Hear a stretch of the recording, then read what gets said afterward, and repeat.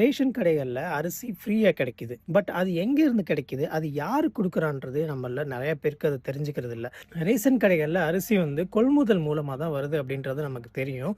But actually அது யாரு கொள்முதல் பண்றா? எப்படி வந்து கொள்முதல் பண்றாங்க அப்படின்றது வந்து நமக்கு தெரியாது.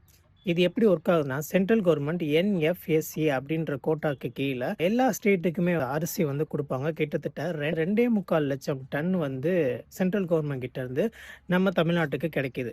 மத்திய அரசு கொள்முதல் பண்ணி இது எல்லா ஸ்டேட்டுக்கும் வந்து அந்த என்எஃப்எஸ்ஏ அப்படின்ற ஒரு கோட்டாக்கு கீழ எல்லாருக்கும் அனுப்பி வைப்பாங்க. இந்த கோட்டால பார்த்தீங்கன்னா, எல்லாருக்குமே கிடைக்காது. யார் கஷ்டப்படுறாங்களோ ஒரு கேட்டகரி இருக்கும். இந்த கேட்டகரிக்குள்ள வந்தா மட்டும் தான் அந்த ரைஸ் கிடைக்கும் அப்படின்றது இருக்கு. பட் தமிழ்நாடு கவர்மெண்ட் என்ன பண்ணாங்க, எல்லாருக்குமே எல்லா அரிசியும் கிடைக்கணுன்றதுக்காண்டி, சென்ட்ரல் கவர்மெண்ட் குடுக்கறது போக, தமிழ்நாடு கவர்மெண்ட் இங்க லோக்கல்ல விவசாயி கிட்ட கொள்முதல் பண்ணி, எல்லாருக்கும் அரிசி குடுக்கணும் அப்படின்ற ஒரு நோக்கத்துல எல்லாருக்குமே வந்து அரிசி போட்டுட்டு இருந்தாங்க. அதுல வந்து குறிப்பா பார்க்க வேண்டியது என்னன்னா, கலைஞர் கொண்டு வந்த ரூ. 1 அரிசி திட்டம் ரொம்பவே வரவேற்கத்தக்கது. ஸோ இப்ப ஏன் நம்ம இத பத்தி பேசுறோம்னா, அமைச்சர் ஆதவர்ஜுன் அவர்கள் வந்து ஒரு பயங்கரமான குற்றச்சாட்டு ஒண்ணு வச்சாரு.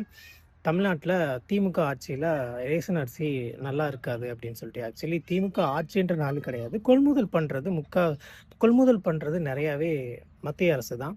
மத்திய அரசு தான் தமிழ்நாட்டுக்கு அனுப்பும். இதுல 50,000 டூ 60,000 டன் மட்டும் தான் பற்றாக்குறைக்காக தமிழ்நாடு அரசு வந்து கொள்முதல் பண்றாங்க. ஸோ இப்படி தான் வந்து ரேஷன் கடைகளுக்கு அரிசி வந்து சேருதே தவிர, இது ஒட்டுமொத்தமா தமிழக அரசு வந்து கொள்முதல் பண்ணி ரேஷன் கடைகளுக்கு குடுக்கறது கிடையாது. மக்கள் கிட்ட நீங்க சொல்ற வார்த்தைகள் ரொம்பவே முக்கியம். இதுவரைக்கும் நீங்க உண்மைக்கு புறம்பான விஷயங்கள நெறைய பேசி வந்திருக்கீங்க. இனிமேலாவது கொஞ்சம் ரெஸ்பான்சிபிலிட்டி எடுத்து நீங்க பேசுனீங்கன்னா நல்லா இருக்கும்னு நெனைக்கிறேன். ஏன்னா, நீங்க சொல்ற எல்லா வார்த்தையுமே இங்க மக்களால கவனிக்கப்படுது. நீங்க இந்த மாதிரி ஒரு பொத்தாம் பதமான கருத்துக்கள் தெரிவிச்சுட்டு போகும்போது, இங்க பாதிப்புக்கு உள்ளாகுறது மக்கள் மட்டும் தான்.